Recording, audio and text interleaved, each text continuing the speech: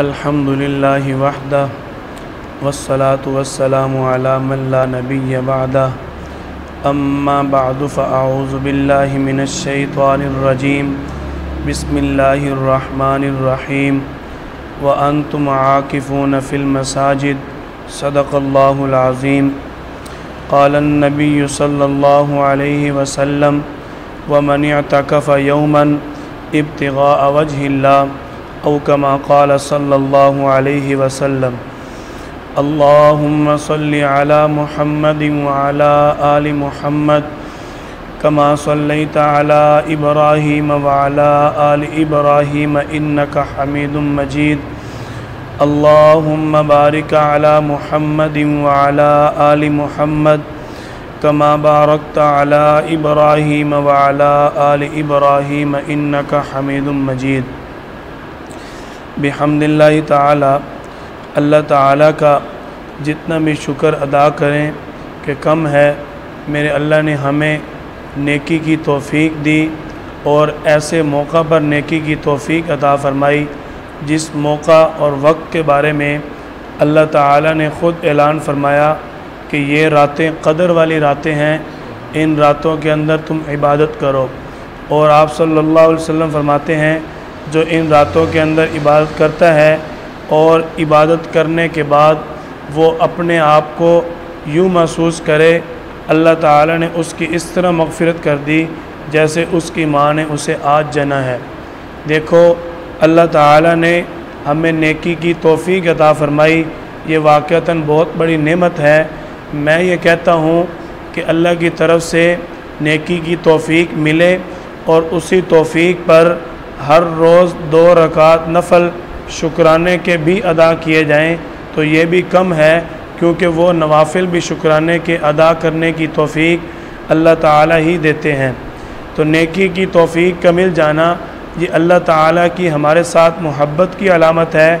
अल्लाह ताला ने हमें चुना है और कई लोग इस वक्त आराम कर रहे हैं, नींद के अंदर सो रहे हैं, और एक हम हैं। आप सल्लल्लाहु अलैहि वसल्लम की सुन्नत को, आप सल्लल्लाहु अलैहि वसल्लम के रमज़ान मुबारक के आखिरी अशरा वाले अमल को ज़िंदा कर रहे हैं कि हज़रत आयशा रज़ी अल्लाह ताला अन्हा फरमाती हैं नबी करीम सल्लल्लाहु अलैहि वसल्लम रमज़ान मुबारक के महीना में हमें भूल जाते, हत्ता कि आप सल्लल्लाहु अलैहि वसल्लम अपने बिस्तर को और आपका बिस्तर आप सल्लल्लाहु अलैहि वसल्लम को भूल जाता था।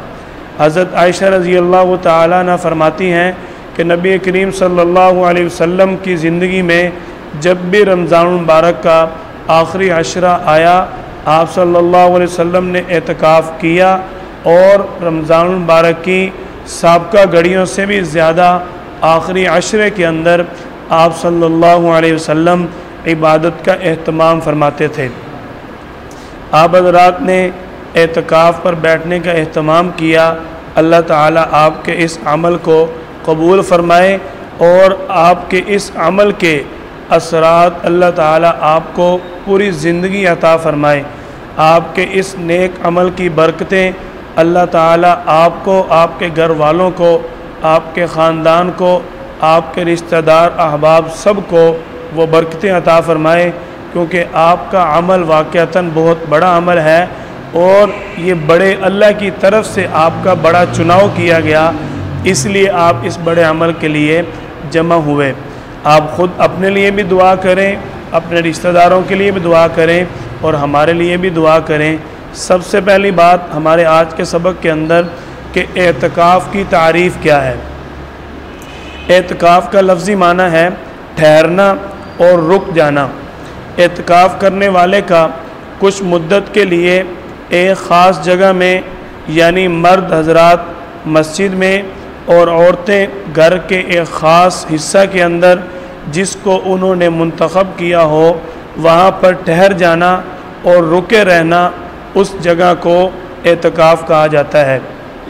इसके बाद एतकाफ़ करने की फ़जीलत हज़रत इब्न अब्बास रज़ी अल्लाह ताला अन्हुमा से मरवी है कि नबी करीम सल्लल्लाहु अलैहि वसल्लम ने फरमाया वमन इअतकफ़ यौमन इब्तिग़ाअ वजहिल्लाह जो शख्स अल्लाह की रज़ा के लिए एक दिन का एतकाफ़ करता है, जअलल्लाहु बैनहु व बैनन नार सलासा खनादिक, कि अल्लाह ताला उस बंदे के दरमियान और जहन्नुम के दरमियान तीन खंदकों को आड़ बना देते हैं, और एक खंदक की मुसाफत आसमान और ज़मीन की मुसाफत के बराबर है। देखो, 3 खंदकों का अगर जहन्नुम और हमारे दरमियान फ़ासला हो जाए और एक खंदक की मुसाफत ज़मीन से लेके आसमान तक हो, तो हम कई हज़ार साल भी जहन्नुम के करीब नहीं पहुंच सकेंगे। ये अल्लाह ताला का हमारे साथ ख़ास ताल्लुक़ और मोहब्बत वाला एहतमाम है।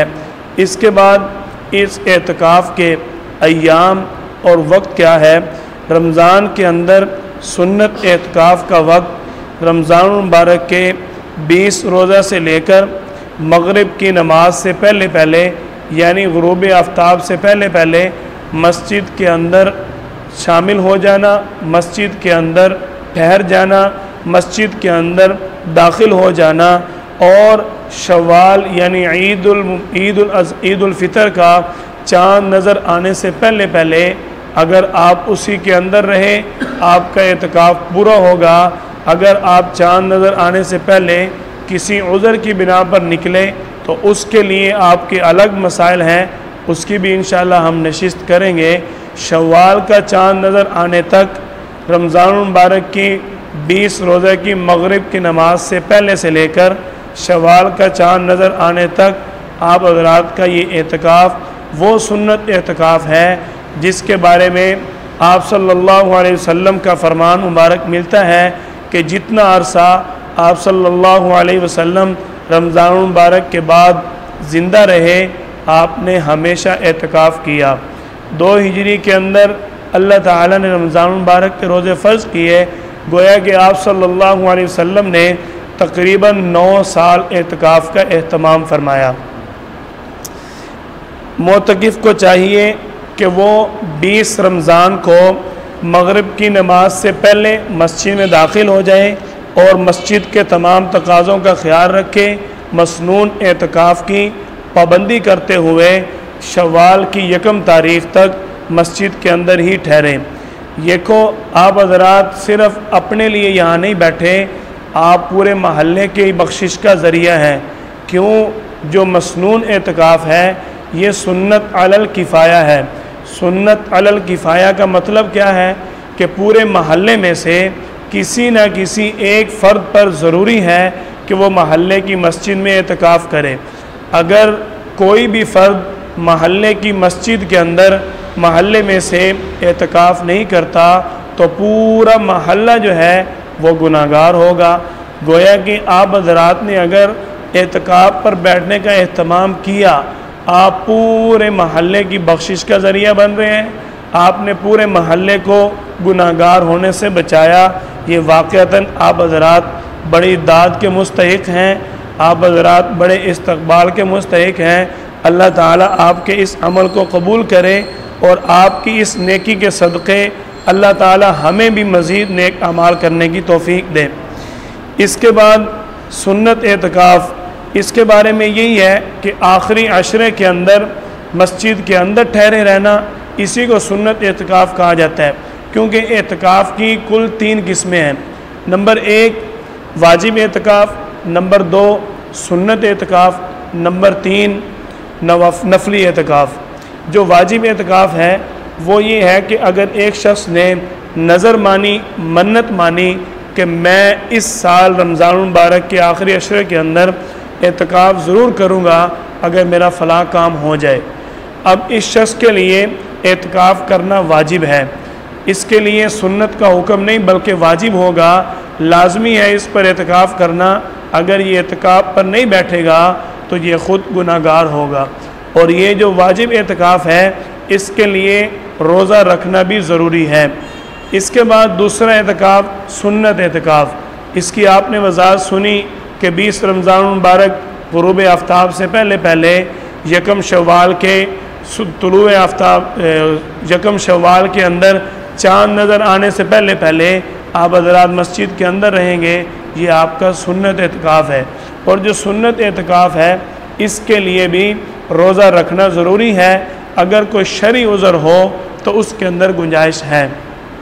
इसके बाद नफली एतकाफ़। नफली एतकाफ़ वो है जिसका हमने भी इस वक्त इरादा किया हुआ है, आप सब ने भी इरादा किया हुआ है। जो लोग आपके साथ एतकाफ़ पर नहीं बैठे, वो सिर्फ़ क़यामुल लैल के लिए, इबादत के लिए मस्जिद में आए हुए हैं, वो भी इस वक्त एतकाफ़ की नीयत करने की वजह से इस वक्त नफली एतकाफ़ की हालत में मौजूद हैं। नफली एतकाफ़ की ना कोई मियाद है, नफली एतकाफ़ का ना कोई मखसूस वक्त है। जब भी आप मस्जिद में आएँ तो मस्जिद के अंदर दाखिल होते ही आप फ़ौरन एतकाफ़ की नीयत कर लें। आप जितना अरसा मस्जिद में रहेंगे, आप ना भी कोई नेक अमल करें, आपको मस्जिद के अंदर ठहरने का अजर मिलता रहेगा। नबी करीम सल्लल्लाहु अलैहि वसल्लम के अमल मुबारक से ये बात मिलती है और औलिया अल्लाह का भी इस पर अमल है कि आप सल्लल्लाहु अलैहि वसल्लम मस्जिद के अंदर दाखिल होते, बिस्मिल्लाहि वस्सलातु वस्सलामु अला रसूलिल्लाह अल्लाहुम्मा फ़्तह ली अबवाब रहमतिक नवैतु सुन्नतिल एतिकाफ़, कि मैं एतिकाफ़ की नीयत करता हूँ। तो जब भी बंदा मस्जिद के अंदर आए इन 3 कलिमात को ज़रूर पढ़े। नंबर 1, आप सल्लल्लाहु अलैहि वसल्लम पर दुरूद पाक पढ़ें, क्योंकि आपके सदक़े ही हमें वो दुआ मिली, आपके सदक़े ही हमें इबादत करने की तौफ़ीक मिली, आपके सदक़े ही हमें मस्जिद मिली। तो इसलिए हम मस्जिद में दाखिल होकर आप सल्लल्लाहु अलैहि वसल्लम पर दुरूद पढ़ेंगे और मसनून दुआ पढ़ेंगे। उसके बाद जो अरबी अल्फाज हैं एतकाफ़ की नीयत करने के, उनको हम अदा करेंगे ताकि मस्जिद के अंदर हमारा खाना पीना, आराम करना और जो हम अगर हमसे कोई आपस में दुनियावी बात हो जाए तो वो हमारे लिए हलाल हो जाए। क्यों? अगर बंदा मस्जिद के अंदर एतकाफ़ की नीयत नहीं करेगा, अगर उससे दुनियावी बात हो गई, कोई चीज़ खा ली या मस्जिद के आमाल के अलावा उसने अपनी ज़रूरत पूरी कर ली, तो वो शख्स गुनाहगार होगा, क्योंकि मस्जिद के अंदर दुनियावी काम करने की इजाज़त नहीं है। अगर उसने एतकाफ़ की नीयत कर ली तो फिर उसको इस तरह के गुनाह से उसकी हिफाजत हो जाएगी। इसके बाद इस एतकाफ़ के बारे में चंद मसाइल हैं कि ये एतकाफ़ नंबर 1 सुन्नत अलल किफ़ाया है, यानी बड़े शहरों के महल्ले की किसी एक मस्जिद में और गांव के देहात की पूरी बस्ती में से एक फ़र्द का मस्जिद के अंदर एतकाफ़ करना ज़रूरी है। इसके बाद आखिरी अशरे के चंद दिन का एतकाफ़ करना ये नफली एतकाफ़ है, ये सुन्नत नहीं होगा। अगर कोई चंद दिन यानी 9 दिन के लिए, 8 दिन के लिए, 7 दिन के लिए इरादा करता है, यानी पूरा आशरा का एतकाफ़ करने का इरादा नहीं करता, यानी 20 रमज़ान को मस्जिद के अंदर नहीं आता, 21 रमज़ान के बाद मस्जिद में एतकाफ़ के लिए आता है, उसका एतकाफ़ नफली होगा और सवाब का मुस्तहिक वो भी होगा। लेकिन जो आप सल्लल्लाहु अलैहि वसल्लम से मसनून एतकाफ़ मिलता है वो उसका अदा नहीं होगा। इसी तरह सुन्नत एतकाफ़ की दिल में इतनी ही नीयत काफ़ी है कि मैं अल्लाह ताला की रज़ा के लिए रमज़ान के आखिरी अशरे का मसनून एतकाफ़ करता हूँ। ज़ुबान से कोई कलिमात कहने की ज़रूरत नहीं है, ज़ुबान से किसी किस्म के कोई अल्फाज साबित नहीं है, बस नीयत दिल का नाम है। इसके बाद अगर एतकाफ़ कोई शख्स करना चाहता है, उसकी अपनी कोई मजबूरी है, वो किसी को उजरत देकर एतकाफ़ पर नहीं बिठा सकता। जिसने भी सुन्नत अदा करनी है उसके लिए एतकाफ़ ख़ुद करना ज़रूरी है। इसके बाद मस्जिद के अंदर अगर एक से ज़ायद लोग एतकाफ़ करें तो ये सब के लिए सवाब का बाइस है। यानी अगर एक शख्स एतकाफ़ पर बैठता है तो उसको अपना अजर मिलेगा, और अगर एक से ज़ायद बैठते हैं तो उन सब को एक दूसरे का अजर मिलता रहेगा। मसनून एतकाफ़ की नीयत 20 तारीख़ गुरूब आफ्ताब से पहले कर लेनी चाहिए। जैसा कि आप हज़रात आए और आप गुरूब आफ्ताब से पहले मस्जिद में आए, आपकी नीयत यही थी कि हमने शवाल के चाँद नज़र आने से पहले तक इधर मस्जिद के अंदर ही रुकना है। इसके बाद एक चीज़ बड़ी अहम है, अगर किसी शख्स ने पहले 2 अशरों में रोज़े नहीं रखे और तरावी नहीं पढ़ी तो वो शख्स भी एतकाफ़ कर सकता है। क्यों? रोज़ा रखना अलग इबादत है, तरावी पढ़ना अलग इबादत है, एतकाफ़ करना अलग इबादत है। लोग कहते क्या हैं, मैं रात तरावियाँ तो पढ़ी नहीं, रोज़ा किस तरह रखूँ, मैंने आज रोज़ा तो रखा नहीं, तरावियाँ किस मुँह से पढ़ूँ। ये अजीब बातें हैं। ये जहालत फैलाने वाले लोग मुसलमानों को गुमराह करने की कोशिश करते हैं, हालांकि हर अमल का अजर अलग से मौजूद है। इसके बाद एक चीज़ बड़ी अहम है जो एतकाफ़ का अदब है।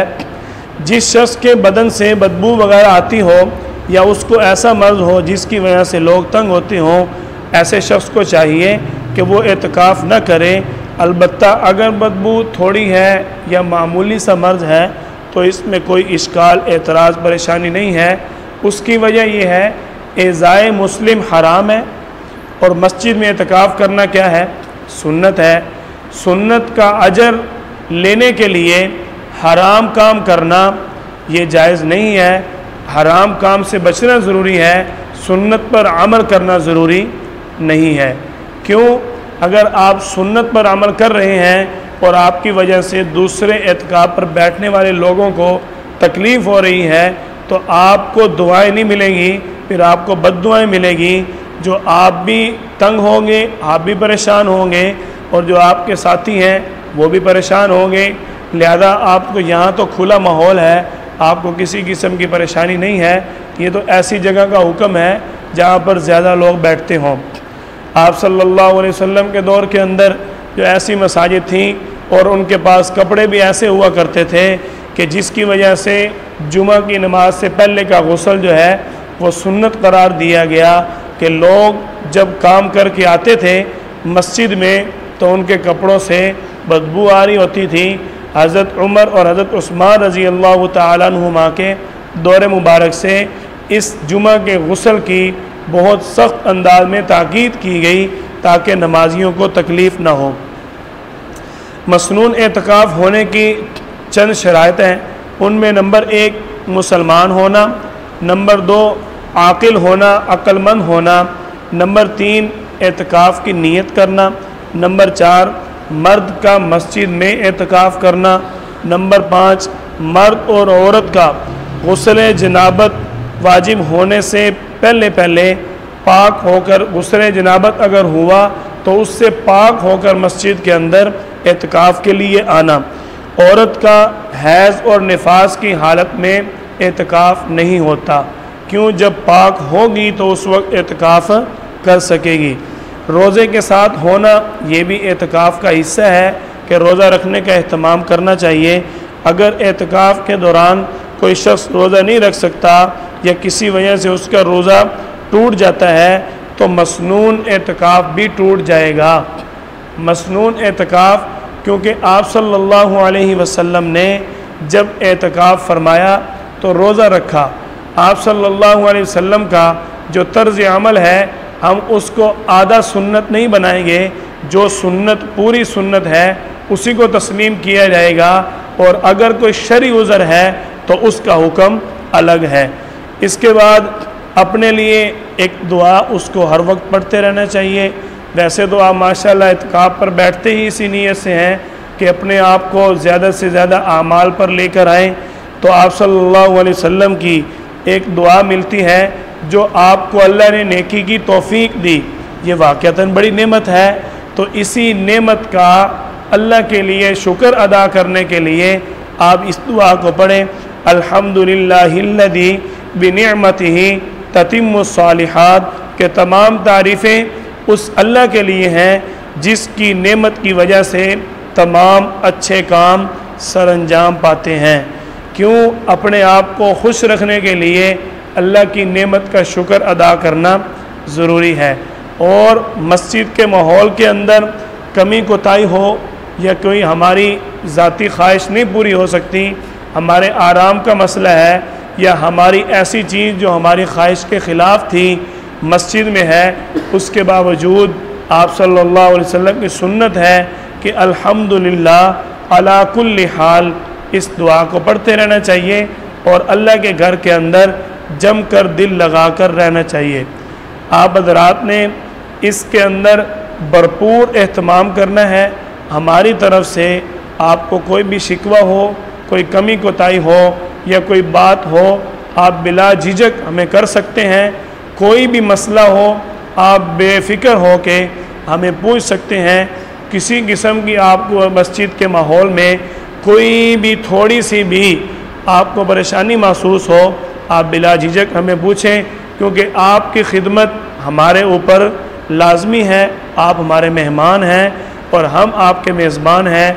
मेहमान होना भी अल्लाह ताला की तरफ से रहमत है और मेज़बानी करना भी अल्लाह ताला की तरफ से हुक्म है। अल्लाह से दुआ करते हैं अल्लाह ताला हम सब को मज़ीद नेक आमाल करने की तौफ़ीक़ अता फ़रमाए। व आखिर दावाना अनिल हम्दुलिल्लाहि रब्बिल आलमीन।